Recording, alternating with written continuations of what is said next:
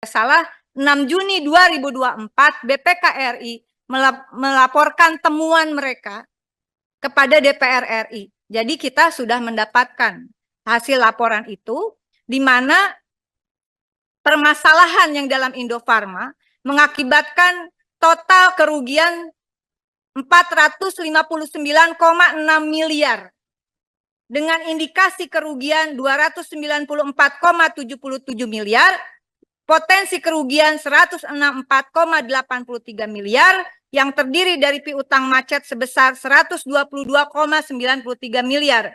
Kemudian persediaan yang tidak dapat terjual sebesar 23,64 miliar, beban pajak dari penjualan fiktif dari fast moving consumer goods perusahaan yang bergerak di bidang produksi konsumen sebesar 18,26 miliar.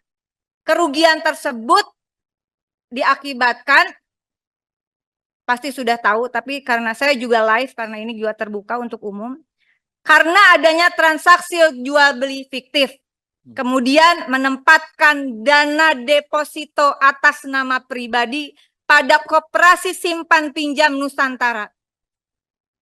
Kemudian melakukan kerjasama pengadaan alat kesehatan tanpa studi kelayakan, penjualan tanpa analisa kemampuan keuangan customer.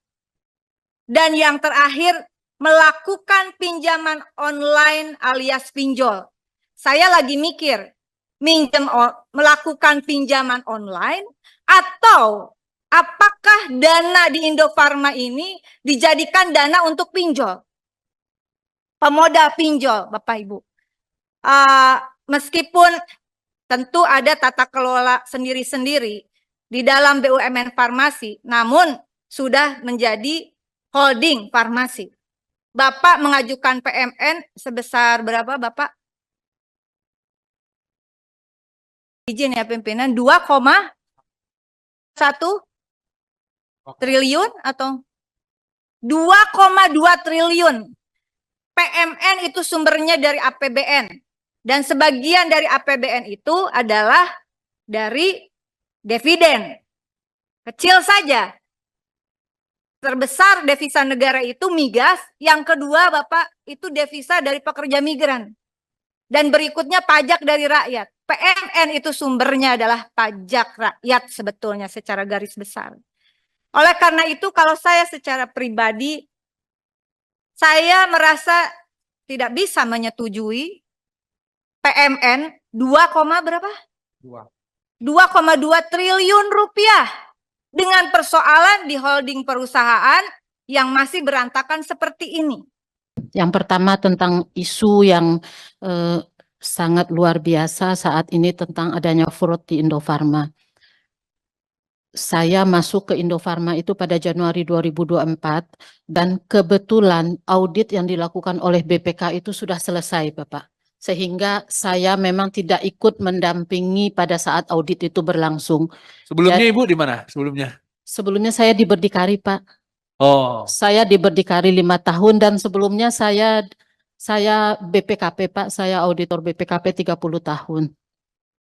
Jadi sehingga informasi tentang fraud itu murni saya hanya baca dari laporan yang diterbitkan oleh BPK. Dan bahasa yang kami kutip di dalam paparan itu adalah bahasa yang ada di laporan tersebut. Selanjutnya BPK pada saat saya menjadi direksi di Indofarma, BPK masuk kembali untuk melakukan audit investigasi. Tapi laporan dari audit investigasi ini tidak disampaikan ke kami karena laporan tersebut langsung disampaikan ke APH. Sehingga saya juga tidak mengetahui persis apakah ada perubahan dari isi laporan tersebut dengan audit investigasi yang sudah dilakukan berikutnya, begitu.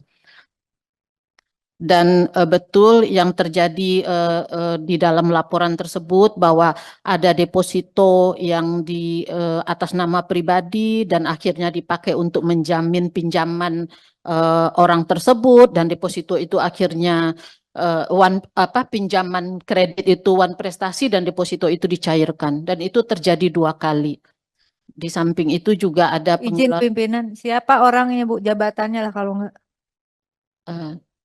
izin Ibu, saya izin karena ini sudah masuk ke ranah APH, kami boleh sampaikan tertulis saja Ibu. Ya. Karena di laporan itu bunyinya masih ini Bu Diah, bunyinya masih indikasi. Setelah nanti dari APH dia baru menjadi kerugian negara dan itu sudah bisa diumumkan begitu. Kalau berdasarkan laporan yang kami baca, yang terlibat dalam fraud ini hanya 5 orang saja dan orangnya sekarang sudah keluar.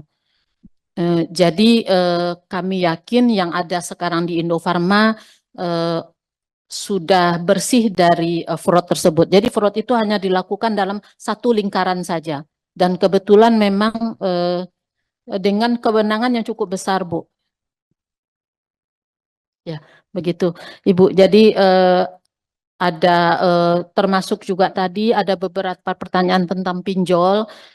Pinjol ini benar di dalam laporan itu saya juga membaca bahwa ada pinjaman kepada fintech pada tahun 2022, namun itu hanya dipinjam beberapa bulan dan sudah dilunasi. Begitu. Tidak Ibu, perusahaan meminjam ke pinjol melalui dengan meminjam nama-nama karyawan, begitu.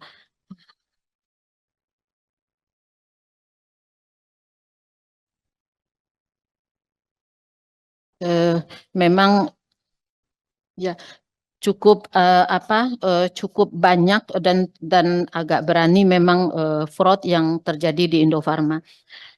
Bukan agak berani itu Bu, berani banget. Ya Pak. Download Tribun X sekarang, menghadirkan lokal menjadi Indonesia.